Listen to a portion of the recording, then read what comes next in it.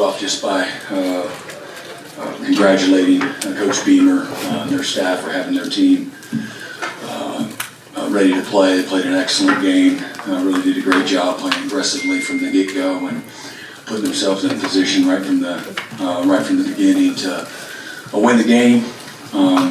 What we put out there today as a football team is nothing remotely close to the standard here at the University of Oklahoma. Certainly not what we planned for today. And my job as a head coach is to evaluate everything and figure it out and find a way to put us in a better position to be successful. And incredibly proud of the fight in our players. And as we know, nothing influences and impacts a game like turnovers. And you lost the turnover margin, which we've the last 2 weeks we've lost it. In the first 5 games of the season, we were one of the best in college football, and won as a result. And again, they forced 6 fumbles and recovered a few of them and had a couple of scores off of the turnovers and the disruption plays, 9 sacks and 13 tackles for loss. We're in a predictable situation, but again, give yourself a chance to come back and make it a game. We got to be a heck of a lot better. But again, I thought the willingness of our players to come out the second half and fight and compete like they did, to give us a chance, and they did that. And but a lot to overcome, and again, the leaders in the locker room, I feel they're going to continue to fight and stay committed, and that's one of the hardest things to do is to, through the adversity, through the losses, is to continue to put everything you got into preparing every single week. And the competitiveness of this league, the parity of this league, there is no margin for error. And so we'll need everybody to have a chance to finish the year in a better way. And incredibly hurt for our players. Again, I know how much they prepared, how hard they fought, how much they put into not only today, but certainly this season. And but this is a game that'll punish you for the smallest mistakes. And so, but this will be a group of guys that'll rebound, and a staff that'll continue to fight and find a way to put our players in a better position than what we did today. Rick, you applauded South Carolina for being ready to play. How surprised were you that you guys were not ready to play? It's something you saw during the week maybe that we didn't know. Yeah, I mean, we got to take care of the ball, making one bad decision affects everybody. And so I don't think that's fair to say that everyone else ain't ready, because of the turnovers. And when they happen, we got to respond. And many times we did today, and other times we didn't. And but when they get it, and they go score. I don't think that's necessarily indicative of everybody else not being ready to play, or even an individual. Sometimes they're making a play. Sometimes they're covering somebody. We squeeze the ball. They put pressure because of the time, and now we're vulnerable. Can you talk about the decision to put Jackson into the game, and then how will you handle that quarterback position moving forward? Yeah, we'll talk about that when we figure that out as far as moving forward. But again, 3 straight drives, turnovers. That's a pretty easy decision. How did you feel like Jackson played? Yeah, there were some that was good and some that wasn't, but he did a lot that was good today. And again, we got to be good around him. And I hate saying the same thing. Every time we're playing a really good defense, well coached and very long and athletic, and when we're not turning the ball over, having negative plays, having sacks, there were some things that where we had rhythm at times, but not nearly what it needs to be. Fall below the standard and expectation. Brent, how did you feel about the offensive game? South Carolina does have real talent on the edges. What do you feel going into your matchups? Well, you felt good going in, and obviously until you go play and you match up, Obviously, it wasn't anything about it that was good. Was there anything you could hang your hat on from the, I mean, you said the fight in the second half is one thing, but is that enough to build on with the schedule you guys have? Yeah, it has to be. Yeah, absolutely.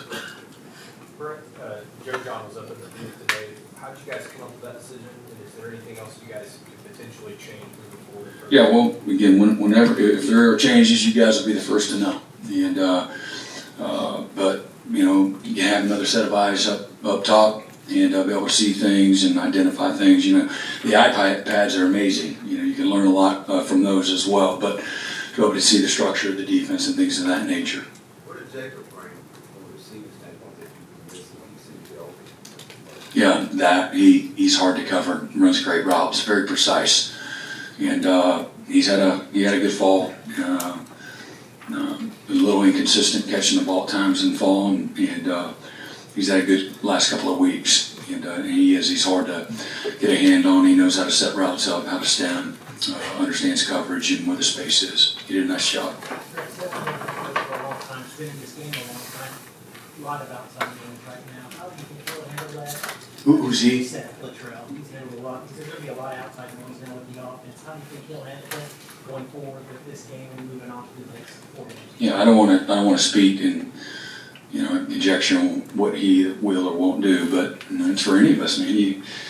You know, you should never, whether it's the applause or the boos, either or. You know, you put your head down, you go to work, you control the controllables. Now that comes with the scrutiny, comes with it.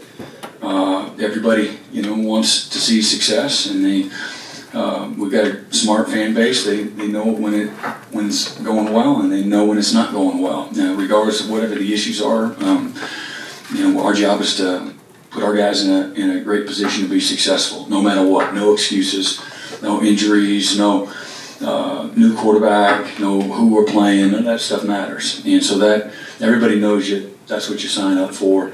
And he's been a winner his whole life. You know, he's a competitor, he's a winner, he's a leader, and you know, I know he hurts, he's disappointed. You know, for you know, the University of Oklahoma, a place that he loves dearly, and certainly every one of those players that, you know, laid on the line every single day for us.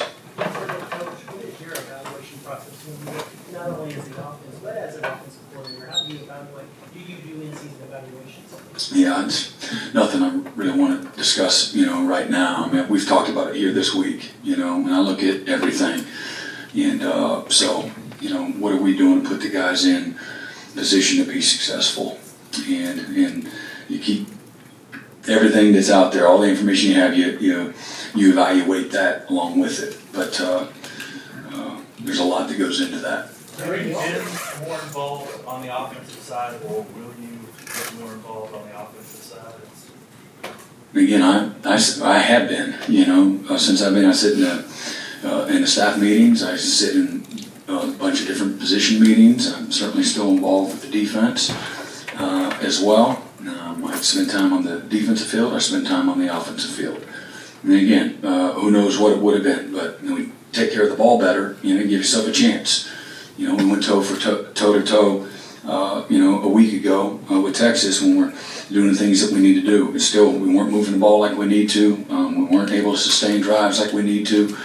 But you know, we're giving ourselves a chance to win. And today, we didn't give ourselves a chance. Bill, in the offensive line, Bill had to make changes again in this game and try to get the things injury or whatever. What do you have in the offensive line in this game? Is the game going on to lose guys and injuries, or is he just trying things? No, Jake had to come out, and so looking at, again, you saw, you know, next guys, and Logan and Spencer both played, and both of them did some good things, and both of them did some not so good things. Brent, you clearly gone in the wrong direction the last couple of weeks. Mm-hmm. Is this a case of you know what's wrong and you're just trying to fix it, or any part of you still wondering what the problem is? No, I mean the problems are, you know, easy to identify, and fixing them isn't always quite as easy, but you know, that's what we're working relentlessly to do, and we're not doing it fast enough.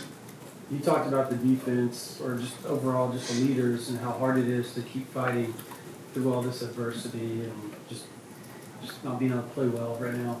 Defensively, exclusively, how hard is it to keep them not getting down, not looking over to the other side of the ball and saying, dude, we're giving you a chance, but they're not capitalizing on it. Again, I guard against it every single day, and I have since I've been a coach.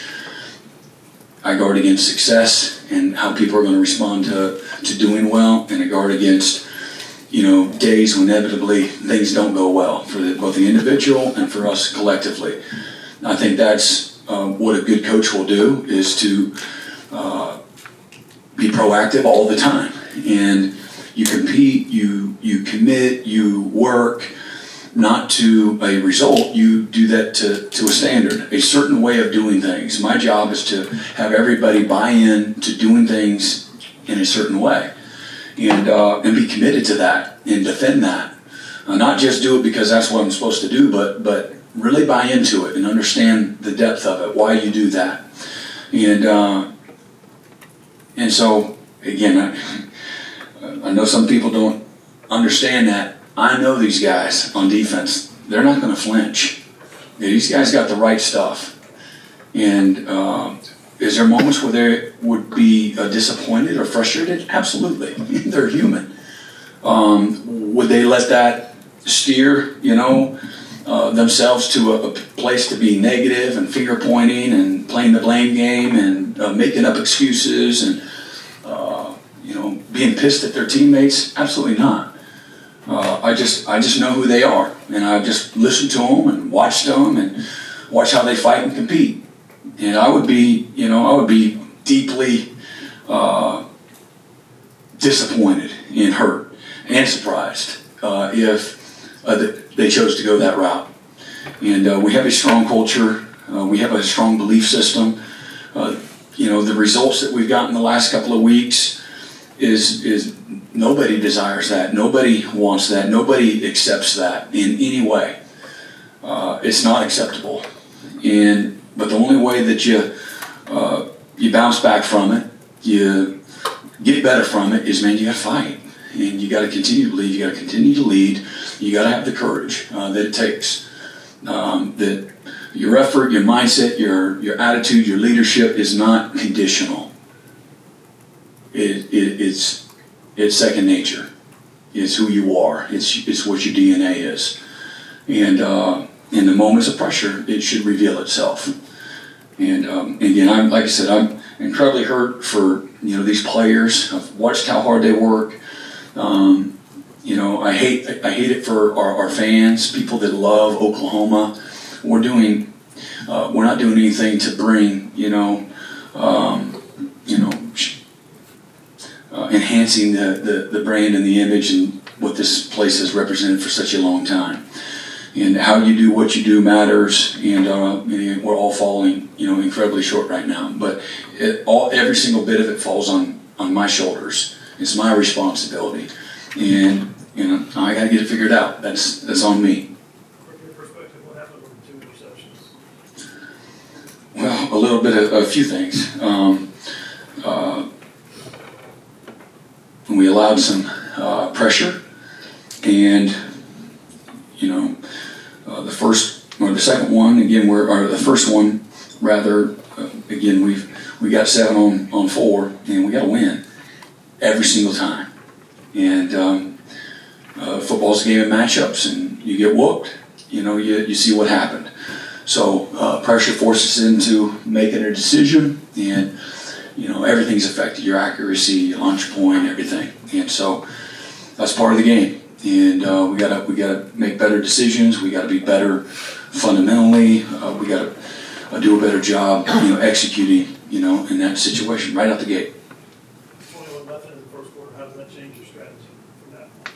Our strategy, there's a lot of football. Let's start right back over. See, we fight our way. Just claw your way back into it. One possession at a time on offense. One stop at a time on defense. Every play in the kicking game is a season of its own. And you go right back to work. that's the only way you can do it. One positive yard at a time, one first down at a time. That's the vision. I'm surprised they didn't get any. I know they came to the game. Yeah, absolutely. Very surprised. they've learned, and they did a better job than we did today. I mean, that goes without saying. There's a few times the ball's getting jarred loose, and in both the kicking game and them on offense, but not enough to force a turnover. Brent, you mentioned the kicking game. We saw Zach Schmidt kicking today. What was that decision? Yeah, just you saw again what happened down at Texas, and then again Kel responded, but in practice this week, Zach had a really good, strong week, and that's what went into it. Considering the offense's struggles, Javante averaging 4 yards a carry, he looks like he's running hard. What did you say? Yeah, great toughness, great resolve. He's got tremendous will to win. He's becoming a really good leader, using his voice and the success that he's having. He's doing a really good job of trying to not only be an example, but also to lead these guys emotionally and verbally. But today was another. He had some really good moments today. Continue to hold on to the ball. Thank you, Coach. Yep.